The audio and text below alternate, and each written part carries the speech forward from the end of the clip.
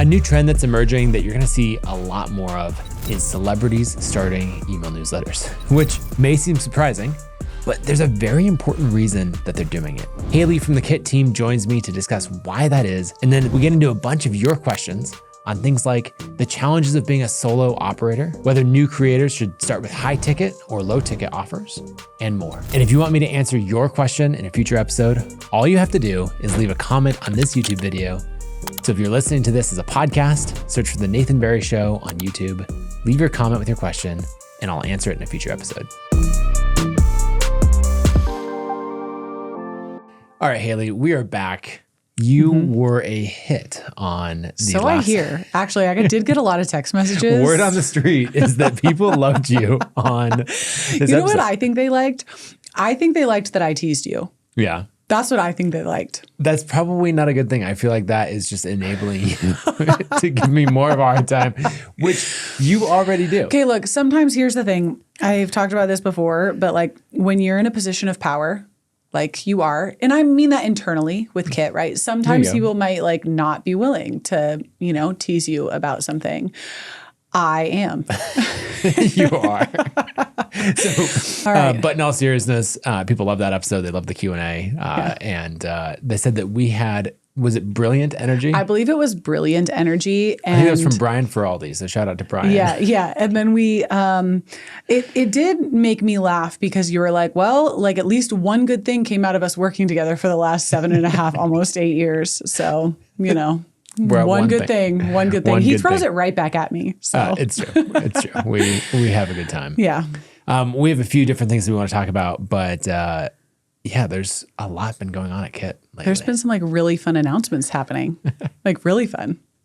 Okay, so we're just going to dive in. Okay, let's dive in. Matthew McConaughey joined Kit and launched a newsletter just at the beginning of the year, and it has. Okay, wait. How many text messages did you get after you made that? After that announcement came, like outside of like secondary to like people being like, "Wow, Haley was so good." You're wondering if you got more text messages, or if I got more text related to you on the show or Matthew. Exactly. McConaughey. Let's just say that they were about equal. In both cases, there's too many to count, right? Yeah, exactly. But yeah, a lot of people were really excited and blown away because I think Matthew is someone that, you know, everybody respects and looks up to, like as an artist, as they're fans of his. And I think what's especially great about the newsletter is just how embedded Matthew is in it. Yeah. Some people like say, oh, I guess we should do this. Or someone on their team decides this is a project we're going to do. Yeah. And, you know, they don't know anything about it. But like Matthew was on like so many of the calls as we planned it. We got into the design, got into all of these things. And so what did you do when he was on some of those calls, Nathan? Okay, so this is actually the first text that I sent to you about it. It's one of those things where like it was on my calendar and I'm like, it says that Matthew's coming to the call, right? But I was like, I don't want to say like, I'm going to be on a call with Matthew McConaughey and then it doesn't work out. So I didn't say anything to anyone. And then during the call, I'm like, how do I, you know, be super engaged in the call, but then like screenshot, you know, Command Shift Option 4, you know, like get a good screenshot of it. Okay, wait. And then I texted it to you. Yeah, but you're also the only one smiling in the photo. It's well, I'm the only one that knows the screenshot's Yeah, happening. I know, exactly. Like that's a telltale sign. Like, oh yeah, who leaked it? Who took the screenshot? The secret memo that goes out. Nathan has this like perfect smile on his face, and Matthew. This is funny. You tell this part. Okay, so Matthew's the one who he joins the call, and everybody else is like in their office. Well, so, right? It's the head of his investments. It's the head of his PR. Like all of that. Right? We're all in nice offices, and Matthew joins like on his phone, like walking around. Yeah, and he's got like a sweat headband on. I think he just came from. Yeah. I don't know, a game of racquetball or something. Yeah. That reminds me of another one of my favorite stories was somebody being on the phone with a celebrity though. Helen, who's on our sales team, who's amazing. She's on this call with Bert, what's his last name? Kreischer. Bert Kreischer. And she posted in Slack a screenshot of this one because she's on the phone with his wife and his wife is the one who's controlling the call. And then he pops in, jumps into the conversation, but he's like in his truck shirtless, which is like completely on brand, right? Totally you watch any brand. of Bert Kreischer's comedy, he's always shirtless. So it's like, all right, that's real. You know, like that's the clip real. is hilarious to me because it's this call with Leanne talking about the newsletter that she wants to launch for her business. all of that. And then like Bert just chimes in and so just pans the, and there's just Bert driving away I love without it. a shirt on. I love So we've it. had this run of onboarding celebrities to Kit and launching these newsletters. Like it's not one or two. Like in the last couple of months, we've talked about Matthew, Hassan Minhaj, who else? Morgan Freeman. Morgan Freeman, Lil Jon. And then there's so many more that have been customers for a long time. But there's this wave of people not just using Kit for email, but like really launching newsletters. Yeah. And I thought it'd just be interesting to talk about that, of this trend of celebrities in newsletters. So I think there's two things that we should talk about for this. Number one, on the trend side of things, it's like they're doing it because they want to do it. It's because they're like really excited about connecting with their audience, long form content, long form writing. I think Matthew's newsletter is like a really good example of that, but they're also doing it because it's like a good business decision. So it's really exciting to see creators and celebrities like doing the same sort of things when it comes to their newsletters, and for the same reasons. Yeah, I think it's having that like access to attention over a long period of time, right? If you think about someone, you know, in Matthew's position or Morgan Freeman's position, people pay attention to you. They watch your movies, they listen to you on the late night shows, but the late night shows, it's like they watch the 60-second clip or the full 7-minute segment or something. Or they're seeing things that get posted on Instagram, but it's not like consistent ideas over a long period of time. Whereas like Matthew's newsletter, you've got his thoughts in your inbox every Friday at 5 p.m., just super consistently. And you imagine that over the course of a year or more. Yeah. And that, like, you understand so much more of what he's about and the ideas that he wants to share with the world. Yeah. And I mean, it's the same thing with Morgan. He has these ideas. He's like very much wants to, you know, bring his ideas and perspective and all of that in long form. And so he's the one, you know, not his team, he's the one championing a Well, I think newsletter. what's interesting is that historically in celebrity culture, right, who controls the narrative? The media controls the narrative, right? Like when you think of you and I are growing up, everything we're reading about celebrities, now this is pre-social media, is coming from like People magazine or, you know, the tabloids. And so they're not actually controlling their own narrative around the stories that they want to tell. And now for the first time, what I think is really interesting is that celebrities are thinking about their audience as like actual connections with their fans. And they want to own that relationship rather than having somebody else own the relationship. And so it's really interesting for them to like now have a personal connection to their audience and be able to, like you said, tell the stories and like directly to them, and own that conversation a bit more. Yeah, and I think what's fascinating is the move that we've seen. You know, early on you saw like the biggest names in TV and movies going to YouTube. Right. So like Will Smith was one of the first to launch a YouTube channel and really popularize it, which was kind of crazy when you're like, wait a second, it used to go the other direction. We used to be like, hey, if I get popular on YouTube, maybe then I can get this little TV thing, then a TV show, and then maybe eventually a movie. And then you've got people who are like the absolute top who are like, no, but I want to do YouTube like you all as creators. And we're seeing that way more. Like Tom Brady launched a vlog maybe 4 or 5 months ago. It's really quite good. And he was just saying like, yeah, we're just, you know, seeing what Ronaldo's doing and want to create content like that. But I think we saw all of that in podcasts, right? Podcasts were easy for celebrities to get into, and you see so many of those. And do you remember the first celebrity podcast that you were like a big fan of? I don't know if it was the first one, but one that I really enjoy, two different ones that I really enjoy. One is Hassan Minhaj. He's really, really good. And then the other is the New Heights podcast. Like it's just, okay. so much Mine fun. is way earlier than that. Yeah. The Armchair Expert. Yeah. When Dak Shepard launched his podcast, people like were like, what are you doing? I felt like people were just kind of like generally shocked that he was doing it and putting so much energy and effort into it. And it's been a number 1 podcast on the leaderboard for a very, very long time. I think one that stood out to me a lot was when Damian Lillard launched his. You're like, oh, you're right. And then you see people come in this way.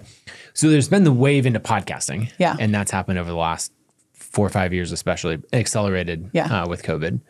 And then I think now we're seeing this wave into newsletters.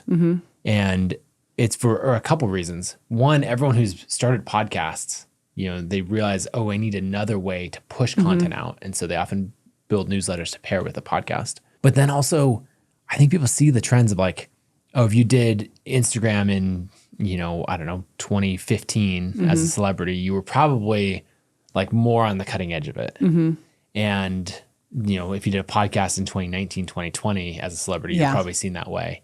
And so as they're saying, hey, I want to try out a new medium, surprisingly, it's email and newsletters, right? That you get people like Matthew Email's McConaughey. Not dead. Email is not dead at all. It is not dead. Actually, I mean, well, hold on. One crazy thing about it. If you think of Morgan Freeman and Matthew McConaughey, these are two of the most iconic voices in entertainment. Yes. Like Matthew McConaughey, you recognize his voice anywhere. Yeah. And Morgan Freeman is literally the voice of God in like these shows.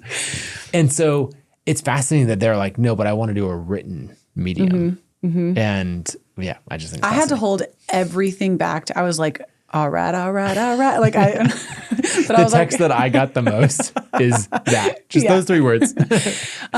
Okay, we talk about this graph actually all the time where you're like social first creators, right? And then email native creators. And you can correlate the success to when social first creators or social first celebrities or whatever, right? They start growing their social channels first. But the moment they become the most success, like when they really start building businesses is when they become email native. And the most successful creators were the ones that focused on email native first. And I'm saying creators, not necessarily celebrities, but it's really interesting to see them go from one direction, like social first, and caring so much about that. And now they're like, oh, wow, okay, email is so much more personal and I own it. Right, exactly. I think Joe Franco is a great example of a creator who built a massive audience on YouTube and social. And then around the time that she discovered email, she since then she's completely changed her business. And if you talk to her in consumer content, she's like, I'm in a fundamentally different place in like the sustainability and everything that I have. And she views it as 2 completely different chapters in her creator career of like before she understood email and newsletters and afterwards. Yeah. Okay. Who are the celebrities that you feel like should have a newsletter? I mean, there's a bunch in here. Well, let's just get the obvious out of the way first, and that's Taylor Swift. Obviously. We're sitting in a studio called The Alchemy. Like, it has to be Taylor. But it's not just so many musicians or artists would say, oh, I'm going to do a newsletter, and it will be like my tour dates or buy this or, my new special is out. And I think the magic is this feeling of writing your thoughts and expressing and telling the behind the scenes stories and all that. And that Taylor cares deeply about all of that because she's putting out like the Long Pond recordings and, documentaries and all of this. And so that would be killer to give that behind the scenes. It's really fun to see now. Newsletters like, Little John, like that project, right? It's really fun to see musicians coming out now and starting newsletters and seeing the opportunity that email can provide them in connecting with their audience and connecting with their fans in a totally different way than they've previously thought about it. Yep, I think that's huge. Another one that I think would be great is Caitlin Clark.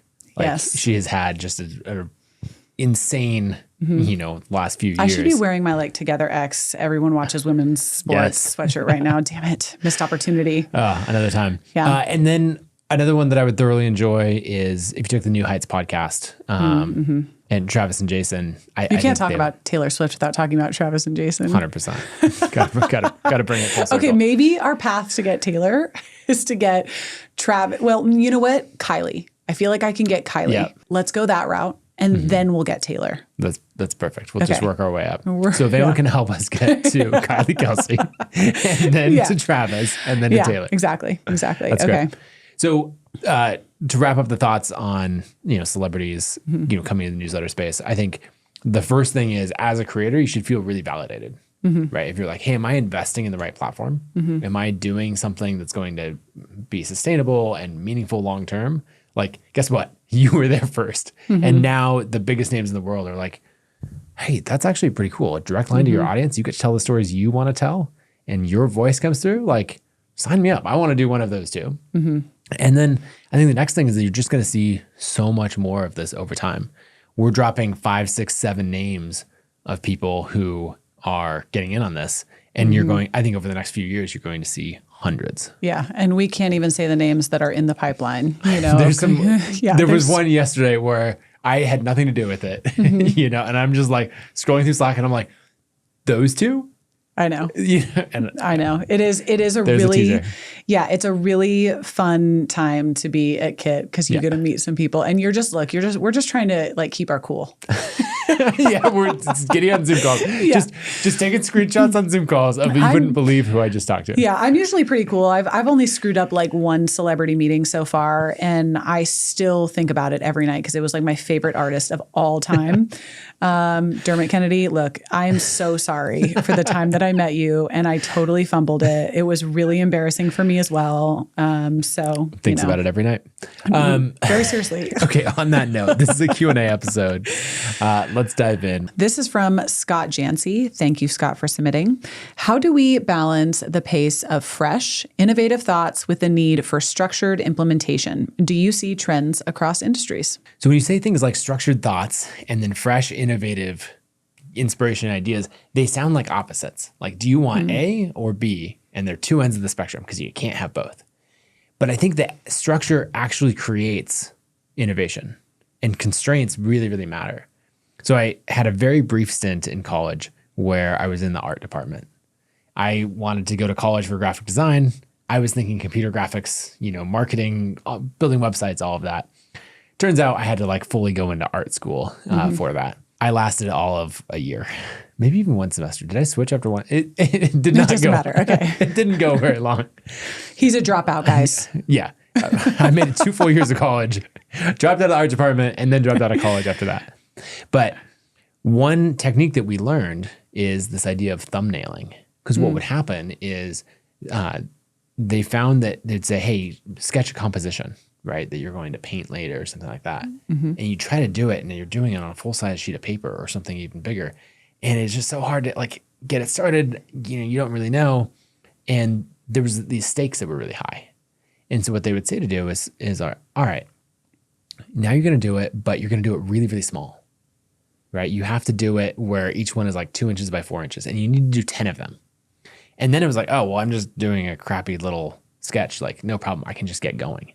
And so the constraint meant like it created a lot of creativity. And so I think the same thing works in systems for your business and as a creator. The more you can have these constraints and these constants, right? You show up at a certain time. You're saying, hey, I make things in this way.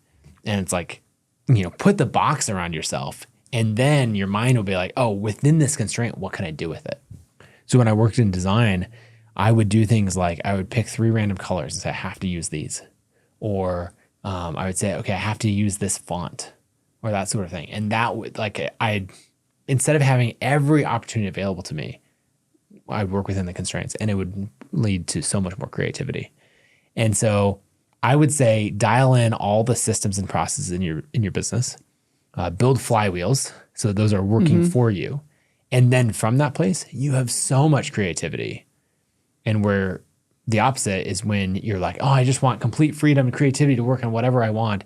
And I have seen that crash and burn so many times.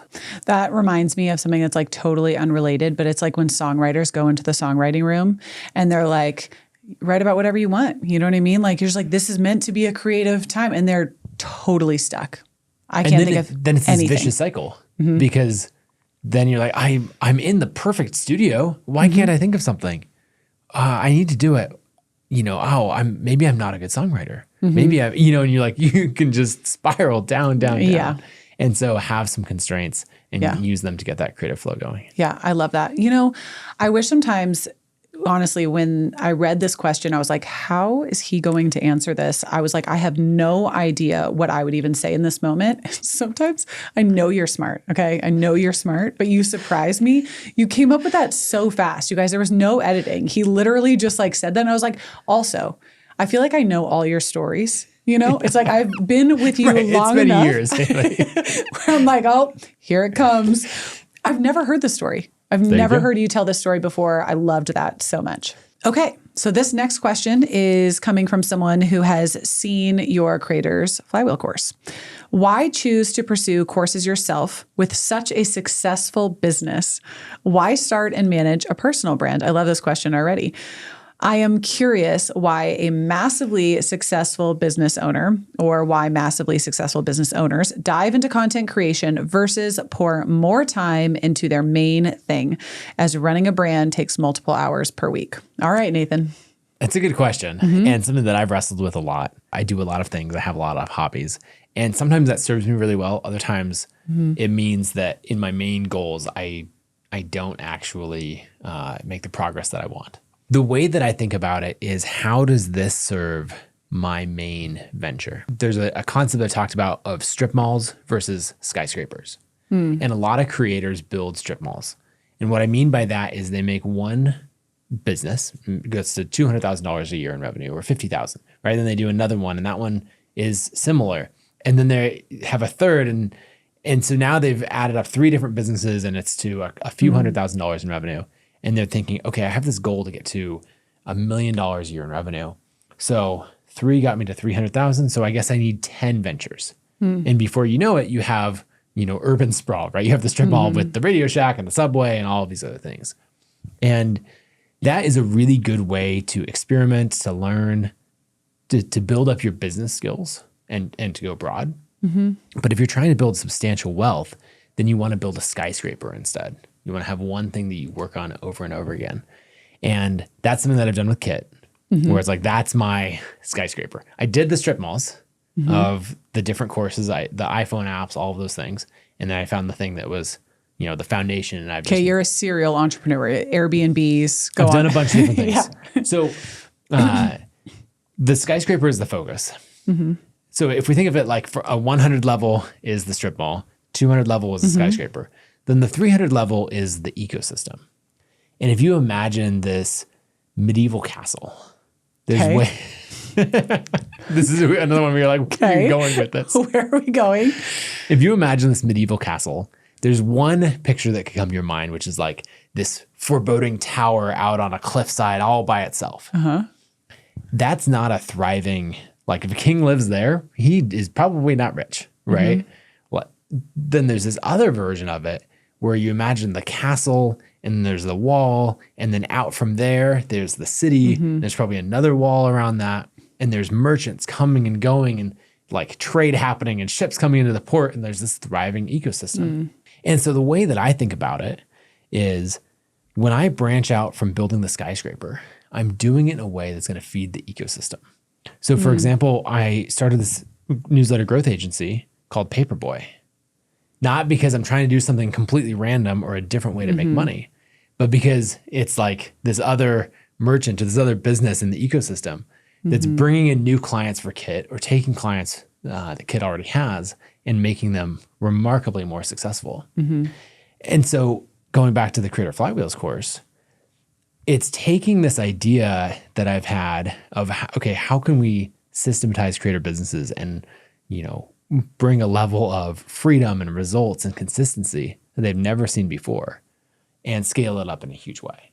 And so the more customers of Kit in our castle, skyscraper, wherever we're going with the analogy, that can implement flywheels, their businesses become wildly successful. And that carries through into Kit being wildly successful. And so it's not about how much money I can make off of the Flywheels course or something else. It's about, how can I get this content out there in a way that is going to help these, professional creators really transform their businesses. There's some objections here that if I were listening, I would have. Okay. And that is, okay, then make it free. Right? If it's really trying to help all these people, give it all away for free. And I have 2 thoughts on this. One is, I've put out so much content for free that if you want to dive into flywheels at a high level or understand it, like, there's the essay, there's podcasts, like, it exists. I've taught this so much. But the thing is, if I want someone to really put in the work to transform their business, they have to have skin in the game. And so that's why, I'm charging thousands of dollars for this. Is I want a group of people who are saying, okay, I'm already at one level of success. I'm earning hundreds of thousands of dollars a year in my business, and I'm here to scale it. And, sure, I could buy a $200 thing and never open it, But if I'm going to spend a few $1,000s, I'm actually going to really invest and dive in and implement it and be with a group of people who's going to do the same. Yeah. And then the last part of why that's important is I want to be a new growth engine for Kit. I want the Flywheels course and community to be a new growth engine for Kit. So I'm taking a bunch of the money that I'm making from those sales and reinvesting it in advertising to reach a new audience so that I can attract new people to Kit. And then the course sales can be my payback cost on the ads. And the flywheel that I'm trying to build there is a way to acquire professional creators to the Kit community at very little cost. So that's a much longer answer than someone was looking for. I have things I want to add. Okay, dive in. Okay, so here's things that I feel like you missed. And things that I actually think are really important.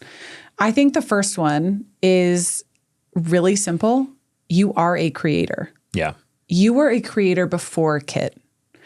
And it sounds maybe silly, but it's like you want to be a creator. And you're also inspired to be a creator because we serve creators. And it's like being a creator is the thing that inspired you to build Kit, right? And that didn't go away when you started building Kit, right?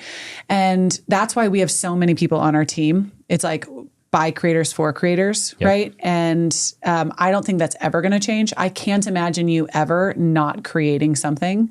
Yeah, it's in my DNA. Yeah, it is in your DNA. It's you're a creator. And it's like even though your baby is Kit, obviously, and that may be the skyscraper, I think you would do this if it didn't make any money ever because it's just like in your DNA.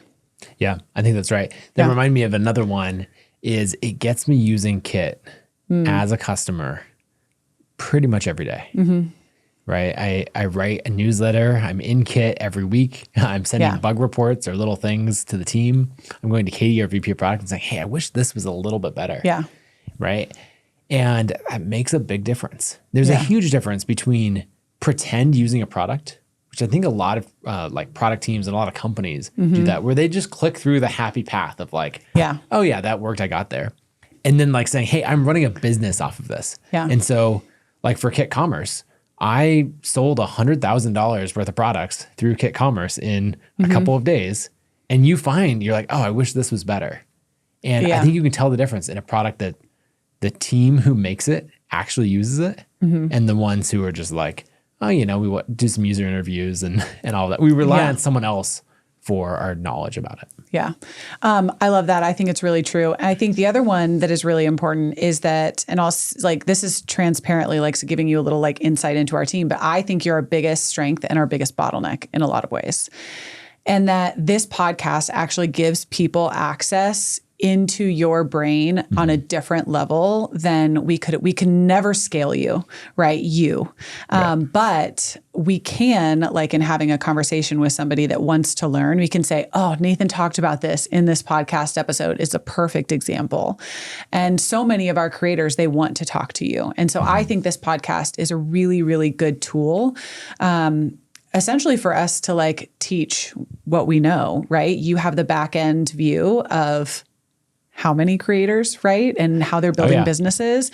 And this is the best way for us to scale your knowledge because every one of the customers, like every new sign up, it wants to talk to Nathan Barry. And that's impossible to happen. Yeah. And I think it's on two different levels. One is to the broader, the customer base and the community, but also to our team, right? Yeah. There's a conversation that I want to have because I'm like, ooh, I see what you're doing there.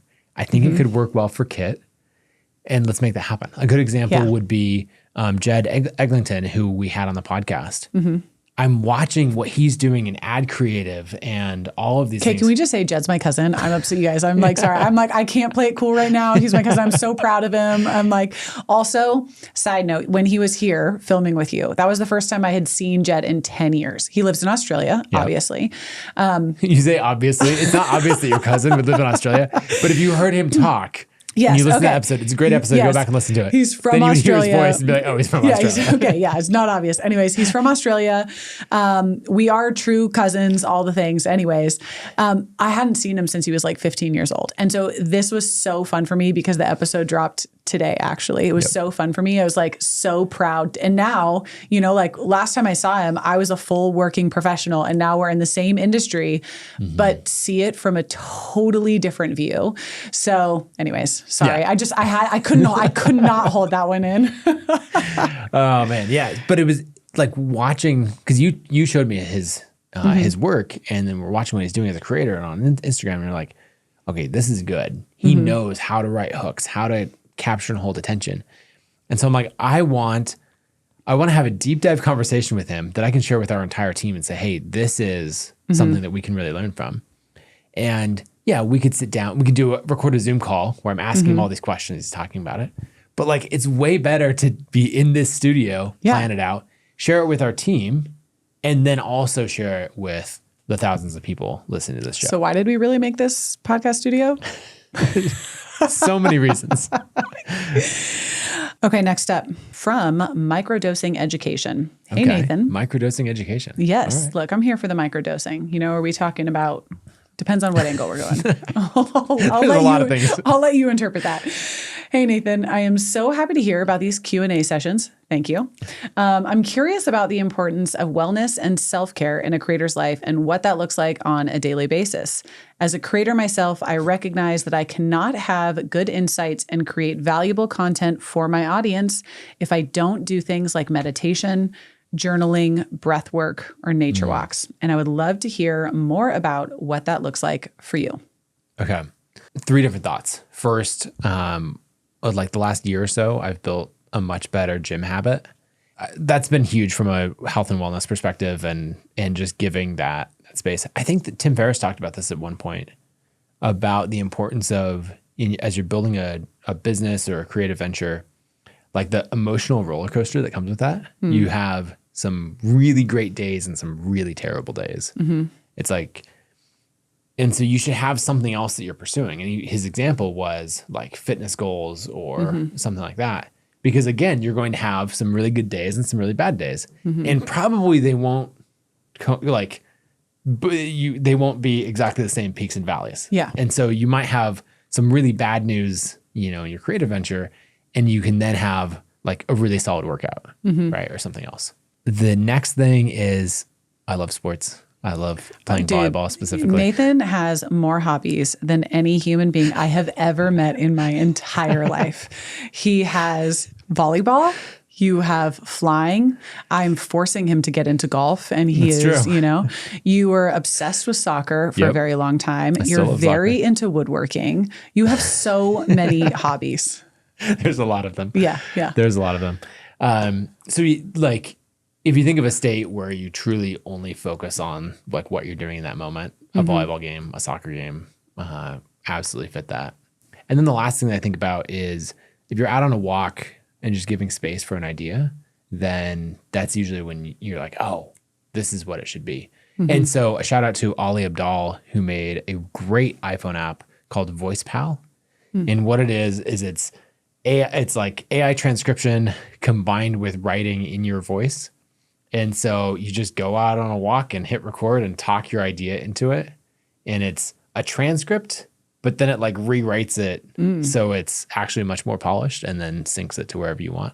And so there's a lot of content that I've written when I've gotten away from the screen and just talked into this. And it's used the tool to summarize it.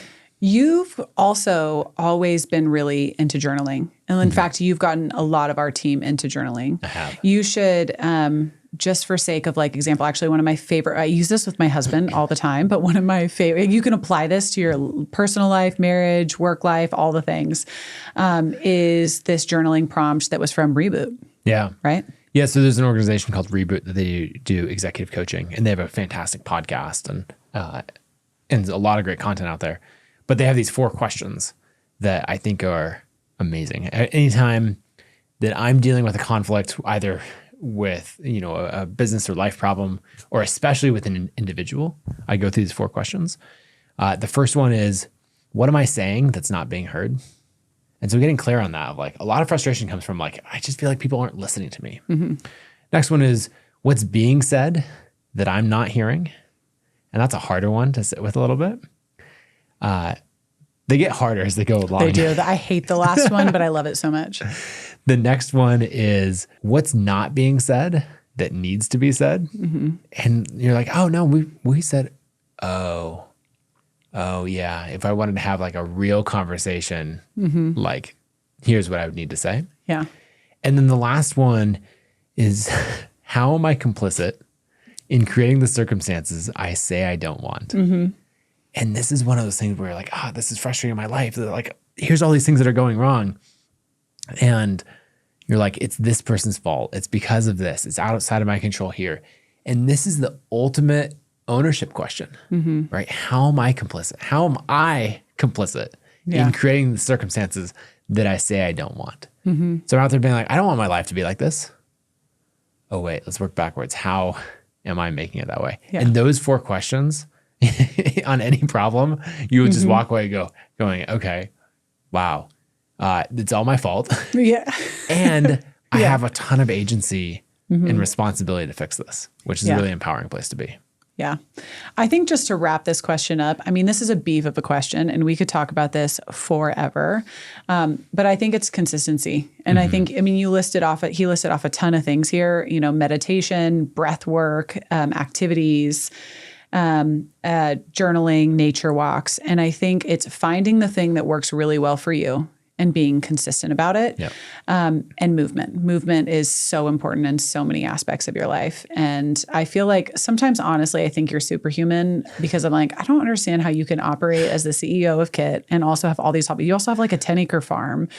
But, not to put you too much on a pedestal, but I do think you do have a good like work-life balance and you do really do things that like I'm into pottery. And the reason I love pottery so much is because it is one of the only activities that I can go do where my mind doesn't actually think about anything else. Right. I am completely and utterly in flow with what I'm doing. And that gives my brain the respite that it needs. And I imagine for you in like a lot of ways, like flying when you were learning to fly. Right. Absolutely. You're entirely focused on what you're doing. Yeah. So I think it's just consistency. All right. Like I said, I could talk about that one forever. Okay. Really excited about this next one because he includes me in it. This is from a friend, Matthew Gira. Excited for Kit Studio Chicago and Craft and Commerce. If you're a creator considering Craft and Commerce, it's 100% worth it. I did not ask him to say that. He said not at all, not a paid deal. This will be my 4th year in a row. And then he says— That's a strong endorsement. Right? Exactly. And then he says, question for both of you. Oh, thanks, Matt. What's your perspective on high ticket versus low ticket offers? If you were starting over today, would you launch a high ticket or low ticket product? Based on your experience, which approach leads to more sustainable success as a full-time creator? I have thoughts on this, but I'm excited to hear where you're going to go with it. Do you want me to answer first or you want to answer first? You go first. Okay. If you have a huge amount of expertise in a very narrow niche, you should probably go with a high ticket offer. Let's say that you are one of the world's experts in sleep, right? And you talk at universities about this, right? You're a tenured professor, that sort of thing. Then I would probably go with a high ticket offer where you're saying, hey, I'm going to help, transform something as important as sleep, right? Any one of those things. If you're in a completely different perspective, you're like, hey, I'm just getting started as a creator and I'm in a niche that people are happy to spend money on, but it doesn't help them make money. It's not, it's a vitamin, not a painkiller. Then you want to be much more low ticket. Maybe you're early in your career and you're saying, hey, I got good at writing hooks for Instagram. And so I've, here's my guide on that. And that, like, selling something for $19 takes a lot of the pressure off. And you can start to get these reps in and have these conversations and learn, okay, what works? I can tweak my copy and go from there. So that's kind of the first framework that I'd look at it as, what's your niche? What's your level of expertise in it? And what's the willingness to pay? And then finally, what's the value delivered? And if you align those things in a certain way, I think it points very strongly to high ticket.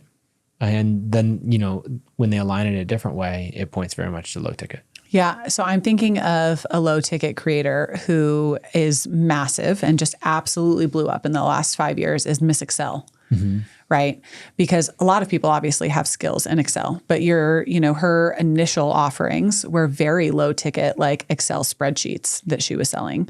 But she does it to massive scale now. Right. And that's not expertise, right? There's a lot of people that are good at Excel spreadsheets, right? And that's not being a world-class expert in sleep, right? Or like an Andrew Huberman type, right? Who's a neuroscientist. Or if we use a specific example, like Dr. Peter Attia. Oh, yeah. Right. He has, I don't know what amount of money you can pay him, but it's probably somewhere between $20,000 and $100,000 a year to be in like his most exclusive, like he's your doctor. Exactly. Right. That's a very high ticket thing. Yeah, big fan of Peter Attia. What I was going to say is I also think it depends, and now this is going to be a little bit of a different perspective, but I also think it depends on the lifestyle that you want to create. And it's funny that Matt asked this question because I book the speakers for Craft and Commerce, and one of our keynotes this year is going to be Liz Wilcox. Now, if you're familiar with Liz, she's an amazing creator, but she spent 3 months on Survivor very recently. Now, the cool thing about it is that she built a business that is completely sustainable on very little effort around the lifestyle that she wanted to create, right? So she's doing very well in her business. So she said, hey, this is about the amount of revenue that I want to earn that provides me the lifestyle I want, provides me the business that I want, allows me to provide for my family in a certain way, so on and so forth. And that ticket, it's a $9 monthly email template digital offer. It's a low ticket offer that provides her the life that she wants. And so I think you can back into it a lot of different ways. And I think lifestyle is a really important one. So yeah. Another example of that is, if you're choosing what you're optimizing for, would be someone like John Meese, who's also been a keynote speaker at Craft and Commerce. And he's going to love this shout out because we shouted him out last time too. So John, I expect a text message from this, please. Yeah, exactly. He's in the Flywheels course and community as well. And we were talking in one of the coaching calls, and we were breaking down his flywheel and working through it. And he says, just an offhand comment, he's like, yeah, and since I'm not on social media, blah, blah, blah. And it's like, this man has a business serving creators and business owners that all of us would grow through social media, but he's very deliberately not on social media because he doesn't want to be. And so in his case, a low ticket offer is not going to work, right? Because he's not reaching tens of thousands of people. Yeah. He's getting word of mouth from these very strong referrals, like 1, 3, 5, 10 at a time, right? So he's charging thousands of dollars for a high ticket offer.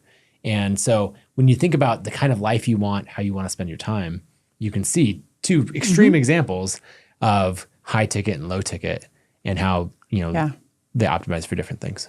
All right, next question. This is from I'm McBurney. It would be good to hear your thoughts on what the limits of a solo operator are. Often you talk about the need to hire and build a team to get to the next level. So in your interview with Josh Kaufman, you touched on this. It might be cool to hear about what the limits are and when the specific pain points arrive when it comes to operating solo without building a proper team. It feels like there are probably strategies one could set up to focus more on, or to focus more from the beginning to optimize for either scaling up and building a team or staying really small. Scaling up seems like something to either plan for or plan to avoid. I like it. I think that you have to be very intentional about the type of business you want to create and the type of life you want to live. And that helps guide a lot of these decisions.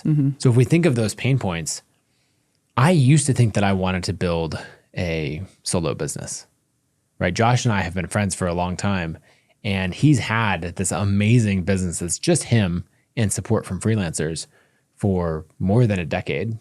And I'm like, okay, that is the perfect life.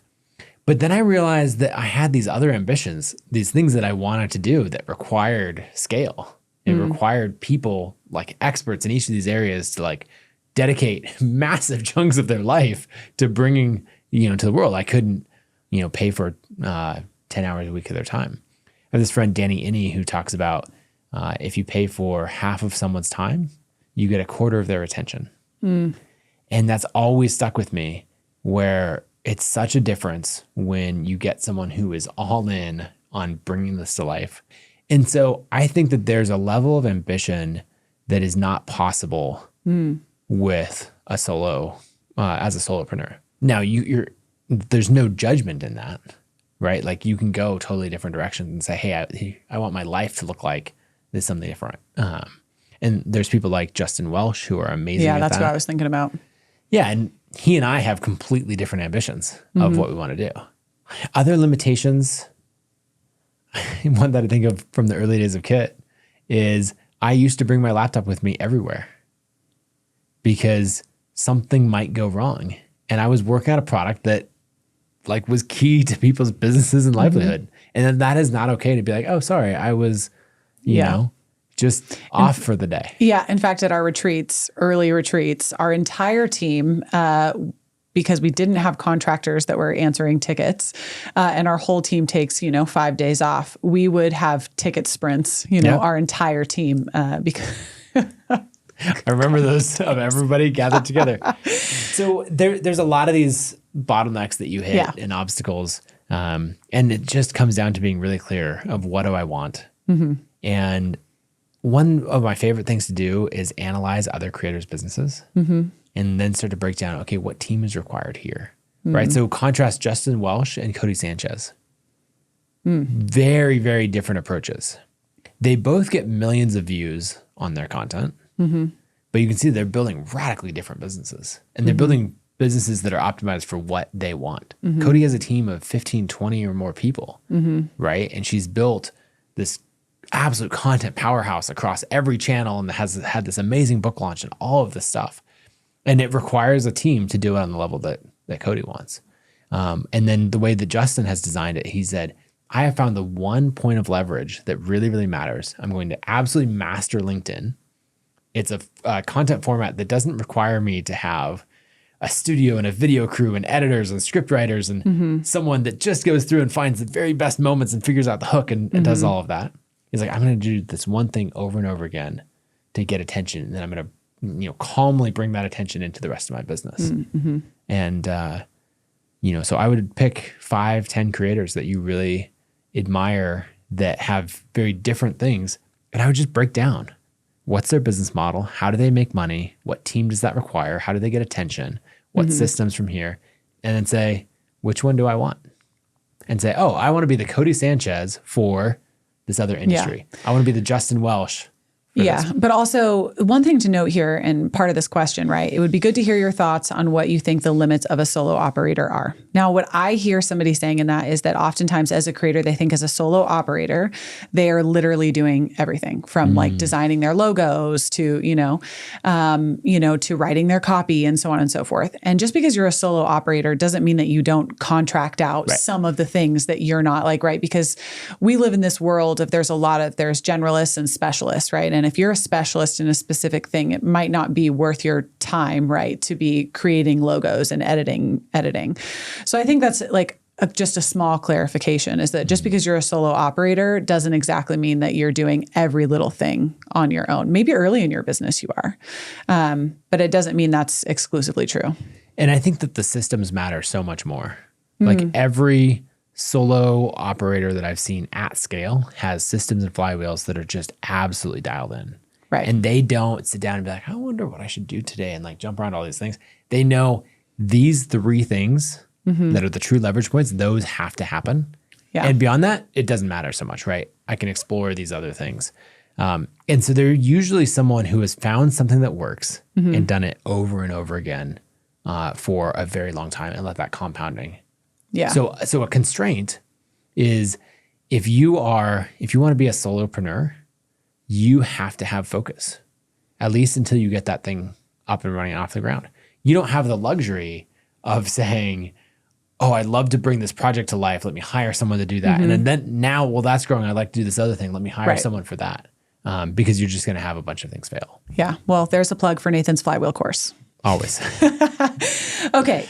This next one, I really like this. We kind of touched a little bit on this before. This is from Corey Willis. I am curious to whether you see, I also really want to know your answer. I'm curious as to whether you see yourself as more of a creator or coder or CEO. Like what ratio are you at now versus the ratio you believe is ideal for you? I see you more like a young CEO of Spectrum or Delta Airlines, conduit companies that facilitate our goals, than like a Tim Ferriss, an influencer and writer. I'm a creator through and through. It's where I started. It's where I've will always be. But I've learned to be a CEO and a leader. A story that I think I've told before is our first team retreat as a company. There were 21 people on the team, and we were in McCall, Idaho, in this cabin, and everybody's sitting around, we're having a great time and all of that. And I was like, all right, well, somebody should probably kick this off. And then realizing like, oh, me, I'm the person that should kick this off. Like I'm supposed to be the leader of this. And that being a big turning point and realizing like, oh, I need to actually step up and learn these skills. I learned how to code. That was a set of skills. I learned how to design. I learned how to write. And like learning how to lead is something that, you need to sit down and deliberately practice. And so if we think of a ratio, as far as time spent, I spend 85, 90% of my time building and growing Kit and 10% of my time as a creator. But I do a lot of things to grow Kit with a creative mindset. And so that makes it harder to blend the back and forth. Yeah.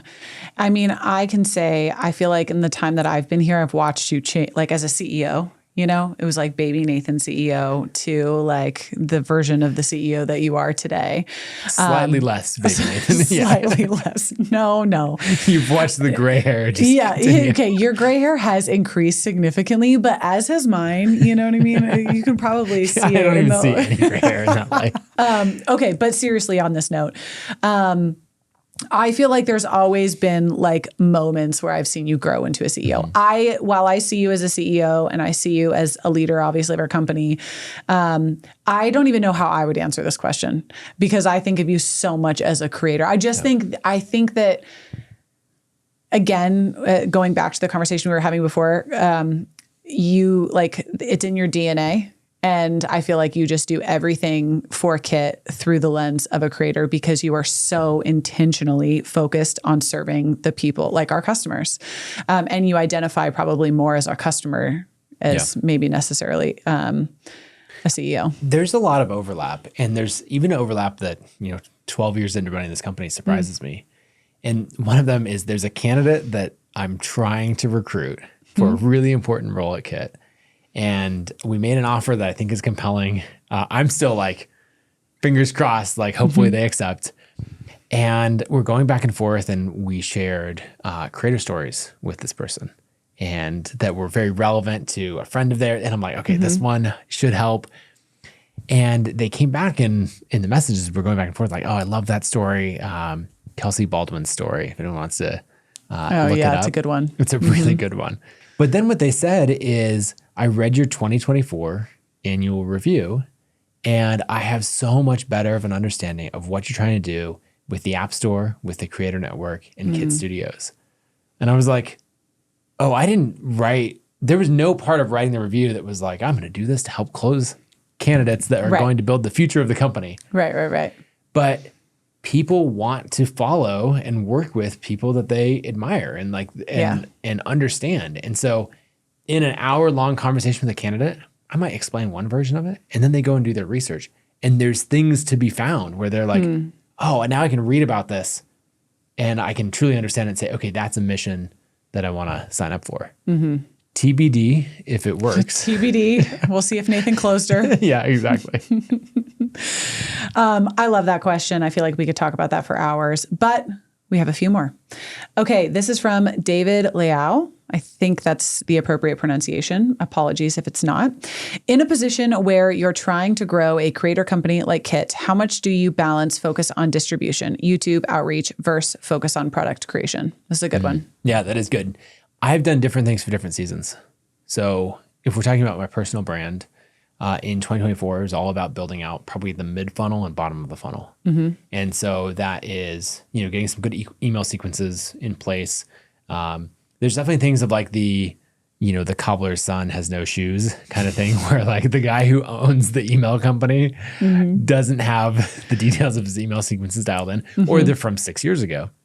So we cleaned up a lot of those things. And then I really built out the flywheels material. Like I spent a lot of time producing that course, making it something that I'm really, really proud of, and then launching and selling it. But I hang out with a lot of people and we have a lot of customers who are, amazing at top of funnel growth. Right? Think of like Cody, Justin, who we talked about, Sahil Bloom, James Clear, right? All of these people who are amazing at, capturing and retaining attention. And so for 2025, I've decided like, okay, that's the skill that I want to focus on this year.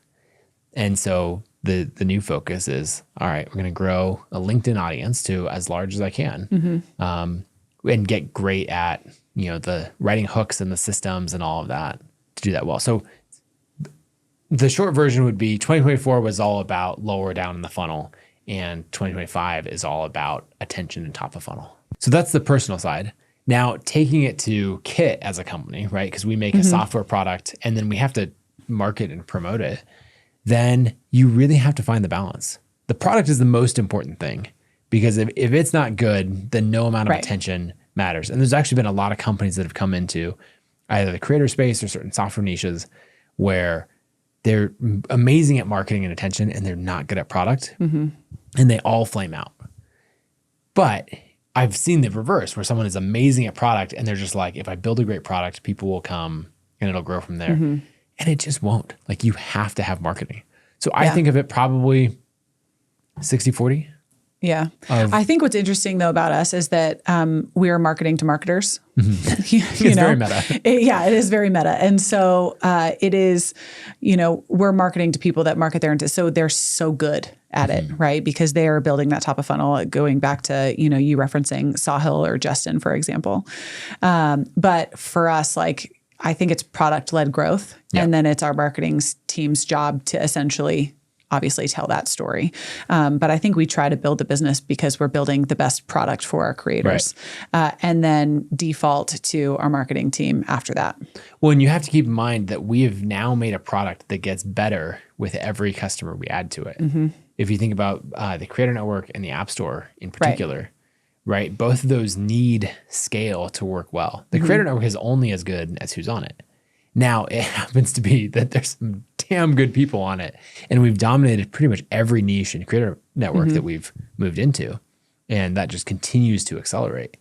But you can't say, oh, we built a great product and it has all these amazing ways to connect creators and they'll eventually show up. It's like, no, you have to very deliberately recruit all of them and help them get set up on the Creator Network and understand it, and then make those connections. Yeah. And that's what our sales and marketing and creator growth teams have, spent thousands and thousands of hours doing. Yeah.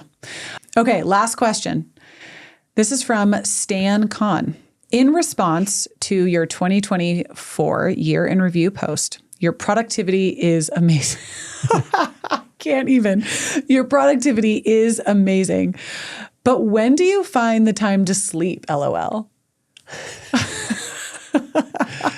I mean, really though, when do you find the time to sleep? I wasn't kidding when I said, you guys, he has the most hobbies of any human I've ever met in my life. I sleep a good amount. Now, I'm not someone who's like, I need 8, 9, 10 hours of sleep. I might be married to someone who falls into that camp. I can neither confirm nor deny.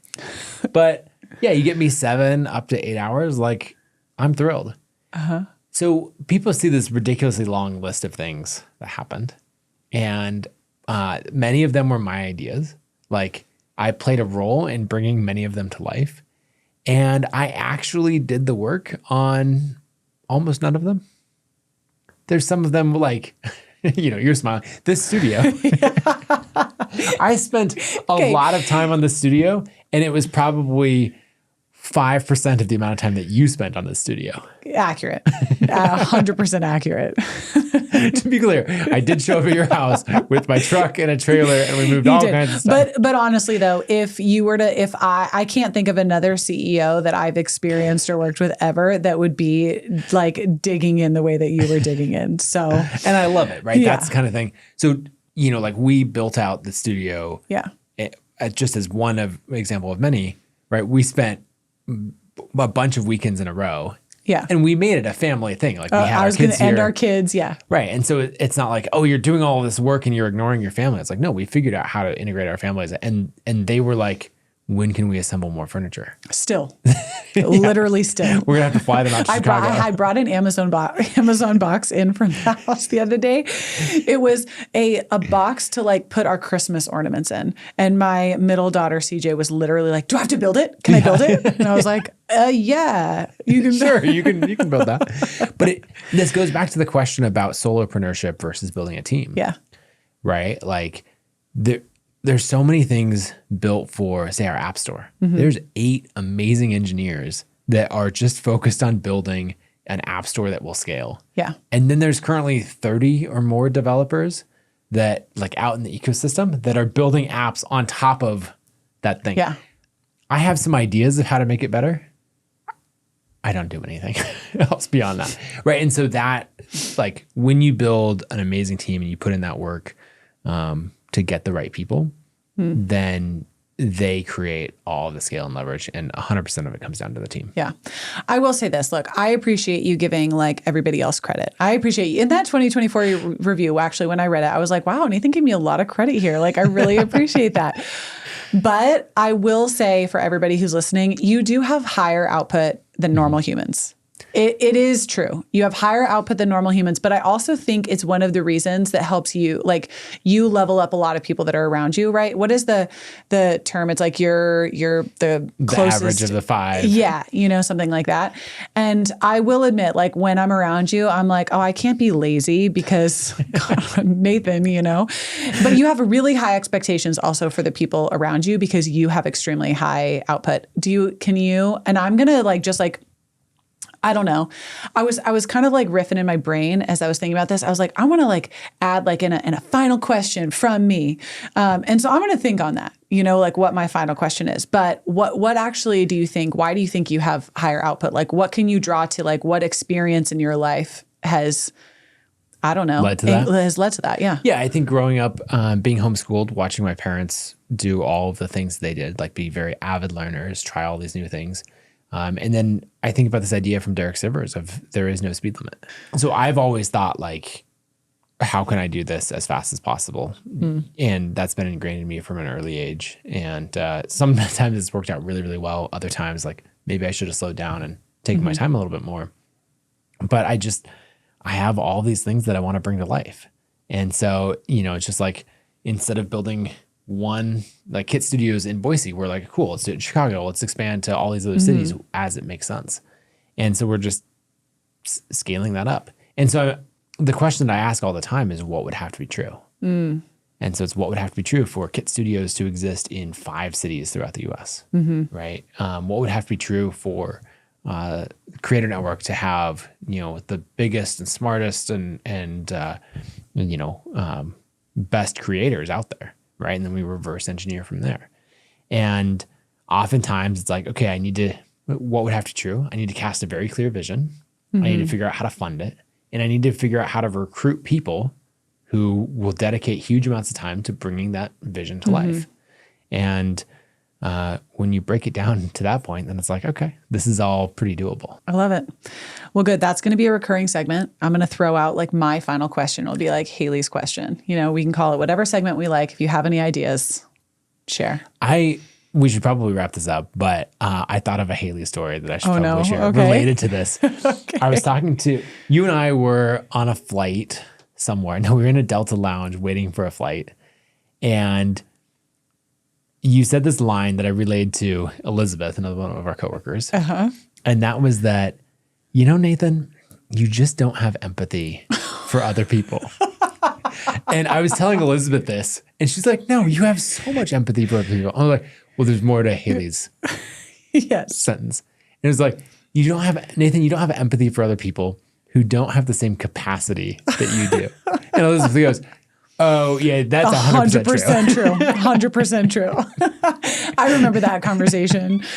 I do not shy away. This, you know what? This goes back to the actually seriously think that I have gotten so much better at Kit on saying things. And we're we've been traveling together. So we're just chit-chatting about all the things. I don't even remember how it came up. But this does go back to the reboot questions. It's like, I am so much more comfortable saying things now.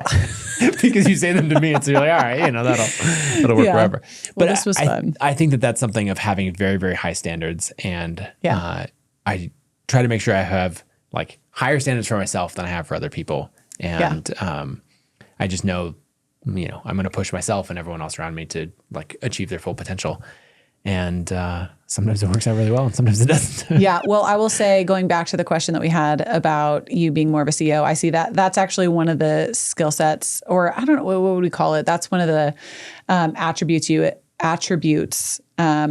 you as a CEO that I most appreciate, is that you do the work. Also, you're not dictating people to do the work, right? Yeah. You're not saying you go build a podcast studio. You're getting your hands dirty and doing the same thing. I very much appreciate that. And all right, I guess I'm going to end with compliments as well. Happened again. So if you enjoyed the episode, leave a comment below. We'd love to hear additional questions. Make sure you text Nathan, say that. Yeah, exactly. Text Haley and go from there. And, do us a favor, and we're trying to grow the show. So, like, subscribe, all of those things, because the YouTube algorithm likes it. And honestly, you watched all the way to the end. So I think you like it. All right. Thanks for watching. That was a very good ending, Nathan. We're going to leave that in too. If you enjoyed this episode, go to YouTube and search The Nathan Barry Show. Then hit subscribe and make sure to like the video and drop a comment. I'd love to hear what some of your favorite parts of the video were, and also just who else you think we should have on the show. Thank you so much for listening.